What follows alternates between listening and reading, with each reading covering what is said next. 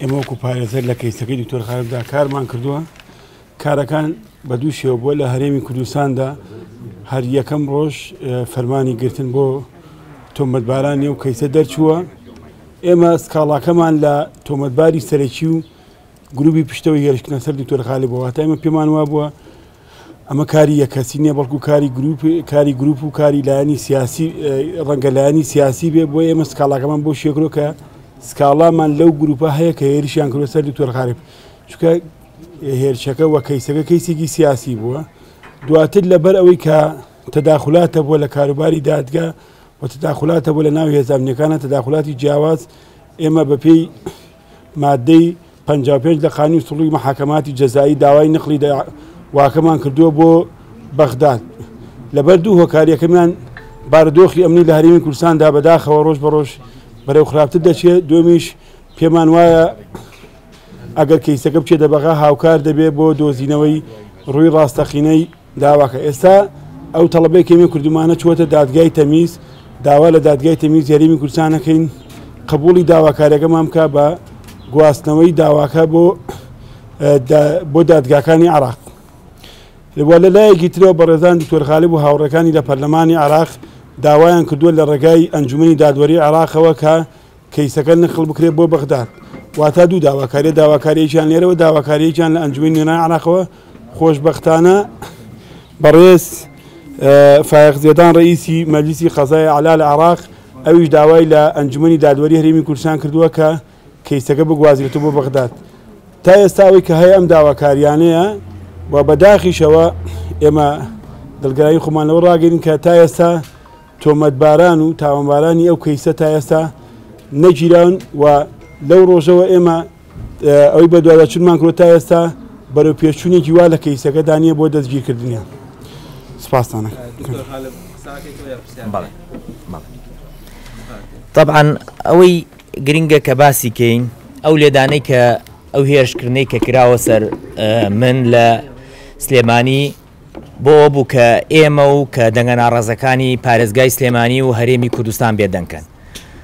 بەڵام ئێمە ئەمانوێ لێرەوە پەیام بدەینە هەموو کەسێک کە ئێمە بێدەنگ نابین و سوورترە بین لە دیفاعکردن لە مافەکانی خەڵک. و ئەو هێرشە بۆ ئەوە بوو کە بڵێن سلێمانی ئەمنیەتی تیان نەماوە و ئەتوانین لە هەر کوێ بێت دەنگە ناڕازەکان ئێمە لێی دەین. بەڵام ئێمە ئەمانوێ ئەمە بڵین بە ئەو لایەنەی کە هێرشی کردووەتە سەرمان ئەوەیە کە ئێمە سەرمان لە پێناوی خەڵکو و لە پێناوی میلەت دانین و لە هەر شوێنێک بین دیفاع لە خەڵکەکەین و تونتر ئەبین و قسەکانیشمان تونتر ئەبێت بۆ ئەوەی تێ بگەن کە بە هێرشکردنە سەر غالب یان دەیان غالیبی تر لە پارێزگای سلێمانی لە شوێنەکانی هەرێمی کوردستان بگرن و زندانی بکەن و بکوژرێت. هیچ گرنگ نییە، گرنگ ئەوەیە ئەو خەتەی کە ئێمە داماناوە یان ئەو خەتەی کە خەڵک دایڕشتووە لەسەری بەردەوامە بین ئەویش دژی بنەماڵە و مافیاکان و گەندەڵەکان و مافیاکانی نەوتین. هەرێمی کوردستان داهاتێکی زۆری هەیە دەبێ بخرێتە خزمەتی خەڵک، نابێ بخرێتە خزمەتی بنەماڵە و دەستگا ئاسایشەکان کە سەرکوتی خەڵکەکەن کە ڕۆژانە خەڵک لە بادینان ئەگرن کە ڕۆژانە هێرشەکەنە سەر ئێمە. زیاتر لە 100 ملیار دینار سەرف ئەکرێ بۆ دەستگا ئەمنیەکان بۆ ئەوەی هاوڵاتیانی هەرێمی کوردستان بپارێزن. بەڵام بەداخەوە 100 ملیارەکە سەرفەکەن بۆ ئەوەی کە هێرش بکەنە سەر من و هێرش بکەنە سەر کەسانی ئازا و هێرش بکەنە سەر هاوڕێکانمان و هێرش بکەنە سەر کەسانێک لە بادینان کە داوای مافی خەڵکەکات و ڤیدۆی ئەم بگرن و ڤیدۆی ئەو بگرن لە بری ئەوەی کە دیفاع لە خەڵکەن. من لێرەوە دەڵێم و کاتی خۆشی وتم مەسعود بارزانی پیاوێکی زۆر بچووکە، بەڵام خەڵک ئەیوت بۆ واڵی. بەڵام لەم کەیسە دەرکەوت کە مەسعود بارزانی و کوڕەکەی زۆر لەوە بچووکتر بوون کە من وەسفم کردن بەهۆی ئەوەی کە مەسعود بارزانیەک و کوڕەکەی کە بوون بە شوێن نەما لە کوردستانە نەگەڕێن بۆ ئەوەی داوای ڕیفراندۆم بکەن خەڵک دەنگ بدا بۆی لە هەرێمی کورد و هەرێمی کە دەوڵەتی کوردی دروستکەن. بەڵام لەسەر 4 چەقۆکێش تەلەفۆنی کردووە سەعات 1 شەو و توێتی ئەیکەم بە دوو ئیدارەی، یعنی بزانن ئەمانە چەند بچووکن کەواتە هیچ فەرقی نییە لەگەڵ ئەو چەقۆکێشانە. و هەروەها لێرەوە دەڵێم شەرمە بە قوبا تاڵەبانی کە بە تەلەفۆنێکی مەسعود بارزانی بە پێیپەتی ڕۆشتووە بۆ ئەوەی کە ئەو سێ چەقۆکێشەی کە گیرا بوون لە ئاسایشە بۆ ئەوەی بەریاندا. یعنی پێم وایە ئەوەی کە چەقۆکێشەکانی بەرداوە چەقۆکێشە ئەوەیشی تەلەفۆنی کردو بۆی چەقۆکێشەکان بەردە ئەوش هەر چەقۆکێشە و حکومەتدارەتی بە چەقۆکێش ناڕواتە ڕێوە حکومەتدارەتی بە عەقڵ ئەڕواتە ڕێوە کە من پێم وایە لە بنەماڵەی بەرزانی عەقڵیتیان یەکە ئیدارەی بکە و ئەمە قسەی من نییە ئێمە لە ماوەی ئەم لێدانەی منە چەندین شوێن گەڕاوین زیاتر لە 10 سەفارەت گەڕاوین لە عێراقا هەمویان نیگەرانن بەرامبەر بەو کەیسانەی کە ئەکرێت لە هەرێمی کوردستان و هەمویان دەڵێن کە هەرێمی کوردستان لە ڕووی ئاسایشەوە لە ڕووی حڕیەتەوە لە ڕووی کاری ڕۆژنامە نووسیەوە لە هەموو ڕوویەکەوە بەرەو دوا ڕۆشتووە بە تایبەتی لەم کابینە لەبەر ئەوە باشتر وایە بەخۆیان بچنەوە باشتر وایە ئەگەر دەیانەوێت حکومدار بن بەخێڵ ناکرێ ڕئیس عەشرەت ناتوانێت حکوم بکە مەسعود بارزانی ئەتوانێت ڕئیس عەشرەتی بارزان بێ بەس ناتوانێت سەرۆک حکوومەت بێ مەسعود بارزانی ئەتوانێت جانتاکەی باوکی هەڵگرێنە ناو عەشرەتە بەڵام ناتوانێت سەرۆک حکوومەت بێت و کوڕەکەی تری ناتوانێت مەسئول دەستگا ئەمنیەکان بێت لەبەرەوە داواکارم ئەو کەیسە بگوازرێتەوە ئەگەر نەیگوازنەوە من کەیسێکی ترەکەمەوە لە عێراق کە کەیسم کردەوە لە عێراق هەمویان شکاتەکەم هەموو ئەو بەرپرسانی کە ناویانم هێنا هەمویان شکاتەکەم چونکە ئەوانە بەرپرسن خۆ من تازە نایم لەسەرێکێک کە چەخۆیاوە لێم بێم بڵێم ئەم وایەوە ئەوایە ئەو کەیسەی من کەیسێکی سیاسیە خەڵک لە خۆی نایە لە بەردەم ماڵە بە بێوێت تیرۆر من بکە ئەگەر دەستگا ئەمنیەکان و ئەگەر پاراستن و ئەگەر مەسرور بارزانی و ئەگەر مەسعود بارزانی و ئەگەر دەستگا پاراستنەکانی ئێرە لە دوای ئەو کەیسەیانە بن لەبەرەوە داواکارم بە زووترین کات ئەو کەیسم بۆ بگوازنەوە بۆ بەغا ئەگەر نەیگوازنەوە هیچ گرنگی نێوان بیگوازنەوەیانە کەیسێکی ترەکەمەوە لەوێ تازەی ئەەکەمەوە چکە من دانیشتووی بەغام یعنی من دانیشتوی دوو شوێنم یەک سلێمانی دوو بەغداد لەبەرەوە ئەتوانم و کەیسە لەوێ جارێکی تر بکەمەوە ئەو کاتە زیاتر قسەمان ئەبێ و زیاتر خەڵکی تری تێوە ئەگلێنین و ئەوەش ئەبێ بزانێ هاوڵاتیانی هەرێمی کوردستان ئێمە بەردەوامە بین سوورتر ئەبین و زیاتر شەڕەکەین لەسەر مافەکانیان و ئەم سەرەی من کە 12 چەقۆی لێدراوی خەمە ژێر پێی ئەو کچەی ئەو مامۆستایی کە گیرا بوو لە بادینان و حکمی لەسەر دراوە و دەبێ بزانێ ئەوەی گەندەڵ بێ سەریەخینە سێژ پێی خۆمان ئەوەی گەندەڵ بێ لە هەرێمی کوردستان و داواکاری و کەیسی بادینانمان لە هەر کوێ ڕۆشتووینە کەیسی بادینانمان بردووە و دەبێ ئەوە بزانن ئەو گیرا ئەو گیراوانە ئەگەر بەرنەبن ئێمە ئەو کەیسە تا ئەو سەری دنیاە بین و ئەو کەسانەی کە هێرشیان کردوتە سەر من تەسلیمی نەکەن ئایلەی بەرزانی لە هیچ سوچێکی لە هیچ سوچێکی ئەم دنیاە نامێنێ کە باسی تیانەکەم کە بڵێم ئەمانە تیرۆریستن ئەمانە ئایلێکی فاشلن ئەمانە ئایلێکی مافیا و گەندەڵن و ئەمانە ئایلێکن کە بەپێی پەتی لە کەرەجەوە هاتن بوون بە خاوەن 100 میلیارد دلار لەسەر قوت و ژیانی ئەم خەڵکە کاتی خۆی کە لە گەرمیانە خەڵک ئەنفالیەدا بۆی حکومەتدارێتیەکی کوردی هەبێ کە خەڵکەکەی بپارێزێ نەک حکومەتدارێتی کوردی هەبێ کە 100 میلیارد دینار مانگانە سەرفکە بۆ ئەوەی دەنگە ناڕازیەکان بکوژێت بۆ ئەوەی ڕۆژنامە نووس شەید بکە بۆی کاوە گەرمیانی شەید بکە بۆ ئەوەی زەردەست عوسمان شەید بکە بۆی دەیان کەس لە ڕۆژنامە نووسەکان شەید بکە لەبەرەوە دەنگیان بەرزکردێتەوە دەبێ ئەم بنەماڵە بزانێ ئەمڕۆ بێە ئەخی بەیانی بێ هەرە بێ بڕۆن و ئەبێ دەنگە ئازاکان و دەنگە بێوەرەکانی بادینان حکمی بادینان و حکمی شوێنەکانی تر بکەن و زۆر سپاس ئەو کەسانی کە لێرە دەستگیرکران بەداخەوە ئاسایی سلێمانی و دەستگا ئەمنیەکان بەڕەسمیەمان ئاگادار نەکرد ئایا لێرە لە سلێمانی خەڵک گیراوە لەسەر دۆسی هێرشکردنە سەر دکتۆر خالف بەڵام دوای ئازادکردنیان لە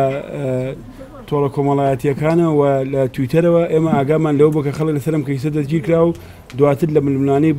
ململانیەکاندا ئەو کەسانە ئازاد کراون ئێمە لە لایحە تەمیزیەکەمانە ئەومان بۆ نووسیون کە ئەم شتە بۆ ڕوویداوە تا ئێساش ئێمە لە دادگای سلێمانی بە فەرمی چ لە دادگای ئاسایشەوە چ لە دادگای سلێمانی بە فەرمی ئەومان پێنەوتراوە ئەم کەسانە لەسەر چی دەستگیران وە چی دەستگیر نەکراون خۆی ئەوەی کە لە دەستگای ئەمنی بێ بەرپرسە لەوەی کە بتوانێت کە کارێک بکە بۆ کەسانە بگیرێت تا ئێسێمەوە کەس دەگیراوە ئەوەی کە ینی کەس نەگیراوە بە مانای قانونیەکەی کە بانگمانکەم بڵێن ئەمانە گیراوە بەڵام ئەوەی کە ئێمە ڕوونە لامان دوای تویتەرەکەی هاوسەرۆکی یەکێتی بۆمان دەرکەوت کە سێ کەس گیراوە و سێ کەسەکەش بەڕوونی خۆی ئەڵێ ئەمە قسەی من نییە بەڕوونی ئەڵێ زەختمان لەسەرە و بەریشمان داوە یعنی ئەمە ئەوە ئەگەیەنەیە کە هێزە ئەمنیەکانی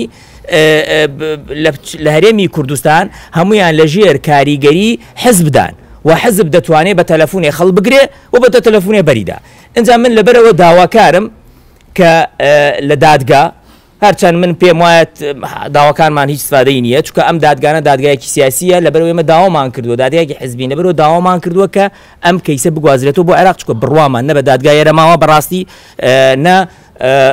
بە بەشێک لە هێزە ئەمریکان چونکە بەشێکیان خەڵکە گرن و خەڵک بەرەدەن هیچ سوودێکی لێ ناوێت گروپ ئەو گروپەی کە هێرش کرد سەر دکتۆر خالب چونکە وتمانە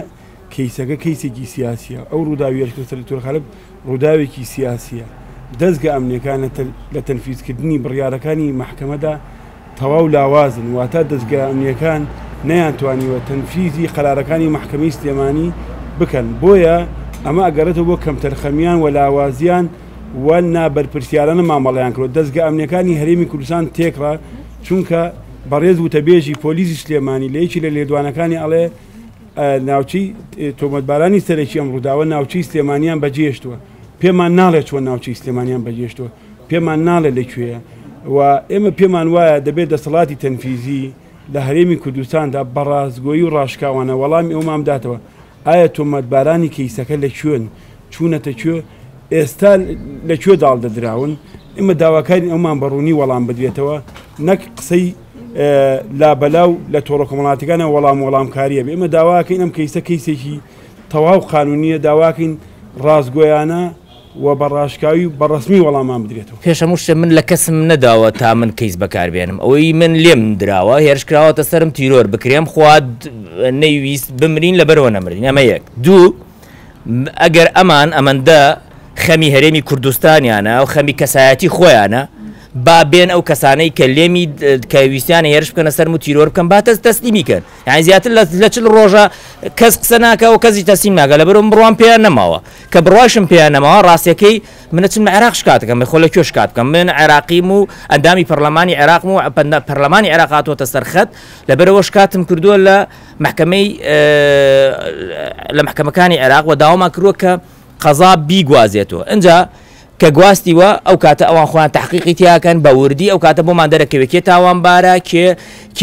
کێ پلانەکەی داڕشتووە کێ تەنفیزی کردووە کێ گواستێتیوە کێ دەری کردووە هەموویمان بۆ دەرەکەوێت و ئەو کاتە حکمی لەسەر درێ و ئەگەر ئەمانش تەسلیمی و کەسانە نەکەن من ئەمری قەبز بۆ هەمویان دەرەکەم بە ئەمان تەسلیمی نەکەن ئەگەر توانیان تەسلیمی نەکرد بەرامبەر بە حکومەتی عێراق با ئەوان تەسلیمی نەکەن بۆچی ئێمە داوامەکرد دۆستێک بگوازرێ بۆ لێر هەر بەپێی مادەی 55 فەقەری با لە قانونی وسوڵی محکمە جەزایی ئەڵێ سکاڵەکە لە دوو یان هەر کەسێکە لە داوا لە دادگای بێکەیسەکەی توانێت لەسەر دوو لایەن داوا بکە دۆستەکەی نەقبول یەکەمیان دۆخی ئەمنی لە مەترسیا بێ دومیان بۆ یارمەتیدانی لە دۆزینەوەی ڕاستی ڕووداوەکە ئێمە پێمان وایە دوای ئەو هەموماوەی کە چاوەڕێمان کرد یعنی لە هەرێمی کوردستان ناگەین بەڕاستی ڕووداوەکە ناگەین بەڕاستی دۆزینەوەی تاوانباران بۆیە پەنابێنە بەر عێراق و پێشمان وایە جیازی ئەمنی لە عێراقە پێشکەوتوترە و ئێستا دەتوانێت ئەگەر دۆستەکە بگوازێتە بووە توانێت پێمان بڵێت تۆمەتبارەکە لەکوێ بەلایانی کەمەوە و تاوانبارانی پشتە وێرچە کوێ بوون هەر بۆ معلوماتان دادگای لێکۆڵینەوەی سلێمانی نووسراوی کردو بۆ کۆمپانیای ئاسیاسیۆر لە کۆڕک بۆی وەڵامی پەیوەندیە تەلەفۆنیەکانی هێرشکەرەکەمان پێ بڵێ ئەوانەن سفر پەیوەندی بووە ڕاست نییە ئایا ئەکرێت سفر پەیوەندی بوو بێ ئەمە نووسراوەکەی ئەوانە سەبارەت بەوەی ئەو بەڕێزە پرسیارەوەی کرد ئێمە پێمان وایە دەبێت دادگا ڕازگویانە و عفو وتەبێژی پۆلیسی سلێمانی ڕازگویانە و ڕاشکاوانە پێمان بڵێ لەکوێیە ئێمە وامانوتمانە دادگای لێکۆڵینەوەی سلێمانی بڕیاری دەستگیرکردنی بۆ دەرکردون ئەوە ئەرکی پۆلیس و ئاسایشە دەستگیری بکەن بۆمان ئەو کاتە خراپتر بەتەکید یعنی ئێمە بەڕاستی ژیانمان لە خەتەرایە بەڵام تەبی من وەکو خۆم ینی ڕاستی من ئەم بابەتێکی ئێمە دەستمان بۆ بردووە لە 2009 قسە ئەەکەینەوە ئیشەکەین لەسەری ئەزانین ژیانمان لە خەتەرایە و قسەکە من ینی پشتیوانی قسەکەی تۆگەم خراپتر ئەبێ لەسەر ئێمە بەڵام ئەوەی گرنگە ئێمە بەڕاستی بەردەوام بین بە هەمومانەوە گرنگە بەردەوام بین چکە بەڕاستی ناکرێ مافیایەک ئیتر چیتر حکومی ئێمە بکە یعنی من نمونەیەک دەبێت موازنە تێپەڕیوە و ئەمانەڵێن هەمویانەڵێن ئێمە زۆر مهمە و موازنەمان کرد و تەواو بوو ئێتەواو موازنەتان کرد دەستان خۆش بێت اتفاقتان کرد خۆتان کاکە ئێمە ئیتیان نەبووین هەر هەمووی خۆتان کردن بەس موچەی خەڵک بن ئەڵێ وەڵا ناتوانم موچە بدەمەکەم بە 15% ئەی بڕم دەبە با وردی کەینەوە 15% یعنی چی خۆی 20% دلار دابەزیە 15 بڕی ینی تۆ 35% لە موچەکەی بڕی ئیتر ئەم موازنە ئەم اتفاقەت چی بوو تۆ کردت کەواتە ئێمە داهاتێکی زۆرمانەیە داهاتەکەمان نەخرێتە خزمەتی حزب و بنەماڵە و ئەم چقۆ کێشانەی کە هەموو ڕۆژێ چقۆ لە خەڵکە دەن و ئەو کەسانی کە هێرشەکەنە سەر خەڵکی بادینان و ئەیگرن ئەمە نقطة سەری ئەبێ هەمومان دژیان بۆستین ئەمانە شار بە دەربکەین نقطة هیچ تیای نەماوەتۆ لەگەڵیانە یعنی مەجموعەیە مافیان هاتوونەتە سەرمان و سەروەت و سامانی میلەتەکەمانە خۆن ئەبێ ئەمانە شار بە دەریانکەین پێیان بڵێن ئێوە شوێنتان ئێرە نییە ئەسڵی شوێنتان ڕاستەکەی کەرە جەبێ بگەڕێتەوە بۆ ژوێنی کاتوو پارێزگاری سلێمانی و سەرجەم لایەنە ئەمنیەکان سپاس بۆ پارێزگاری سلێمانی کە شووی هێرشکردنە سەر تورخالب هاتەوە بەڵام ئێمە پێمان وایە وەکو سەرۆکی وحدەی ئیداری دەبێ ئەوانیش هەڵوێستی خۆیان یەکلا بکەنەوە و پێمان بڵند بۆچی نەگیراواتە ئەو سەرۆکی وحدەی ئیداریە سەرپەرشتی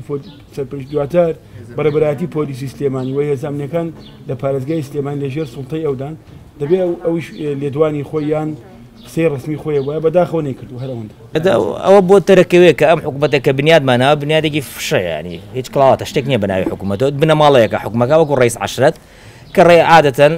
کەسی ئەگیرێت خەڵکی ناردۆ چەقۆ بدا لە خەڵق و ئەبێ بەری بدە ینی ئەمە مەوزوعەکەی لەبەرەوە ئەمانە حکوومەتدار نین و ئێمە لە زوو ئەمە ماوتووە ئەمانە خەڵکی بچووکن ئەمانە ڕۆژێک لە ڕۆژان ناتوانن ببن بە هیچ ناتوان ببن بە سەرۆکی حکوومەت ناتوانن ببن بە حکوومەتی ڕاستەقینە